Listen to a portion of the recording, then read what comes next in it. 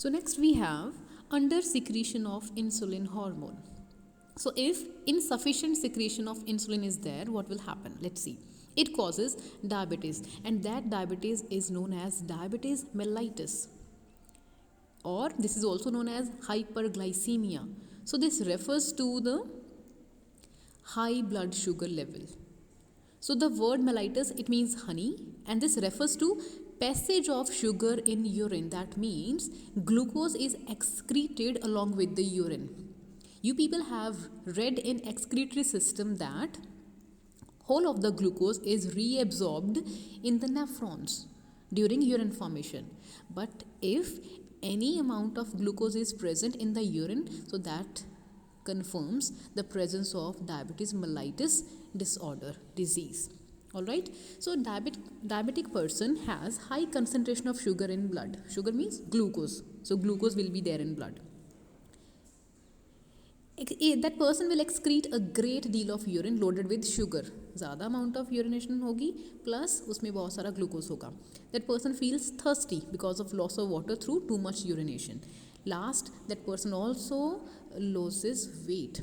Weight कम हो जाएगा. That person becomes weaker and weaker, and even in certain cases, कुछ ऐसे extreme cases भी हो सकते हैं, that person can lose his or her eyesight, vision चली जाए. So this usual treatment by administering insulin is not a cure. जो भी डायबिटिक पेशेंट होता है उसे इंसुलिन के शॉट दिए जाते हैं, इंजेक्शन दिए जाते हैं एब्डोमेन में, but this is not a cure. ये उसका हल नहीं है. So this can't be cured.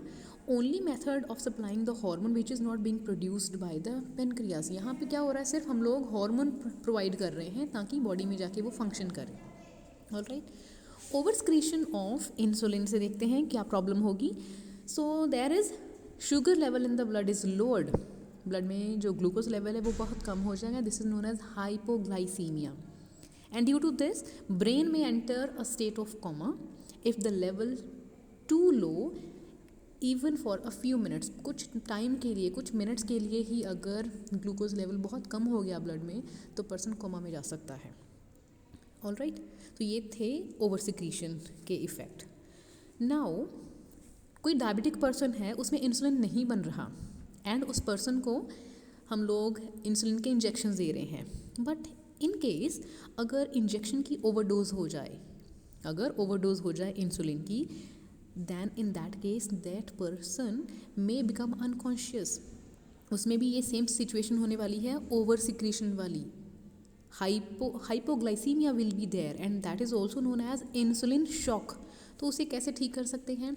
Immediately उस पर्सन को कोई कैंडी दी जाए, ठीक है, या कुछ मीठा खिलाया जाए, बिस्किट दिए जाए, उससे फिर जो ब्लड शुगर लेवल है वो राइज होना शुरू हो जाएगा. बट इमीडिएटली ये एक्ट करना पड़ता है.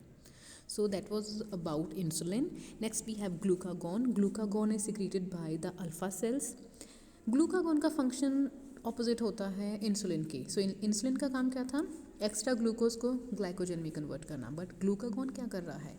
It is converting glycogen into glucose in the liver. So whenever there is need of glucose in the blood, so glucagon will act. तो ये ग्लाइकोजन को ग्लूकोज में चेंज करने में हेल्प करेगा. So look at the table given here. यहाँ पे functions given है इंसुलिन के, ग्लूकागॉन के, एंड सोमेटोस्टैटिन. देखते हैं यहाँ पे क्या है. So it inhibit secretion of insulin and glucagon. तो ये ग्लूकागॉन एंड इंसुलिन की सिक्रीशन को कंट्रोल करता है. सो जिसकी रिक्वायरमेंट नहीं है उसे ये इनहिबिट करेगा, and that requirement depend upon the blood sugar level, कि ब्लड में कितना ग्लूकोज प्रेजेंट है उसके ऊपर ये डिपेंड करने वाला है.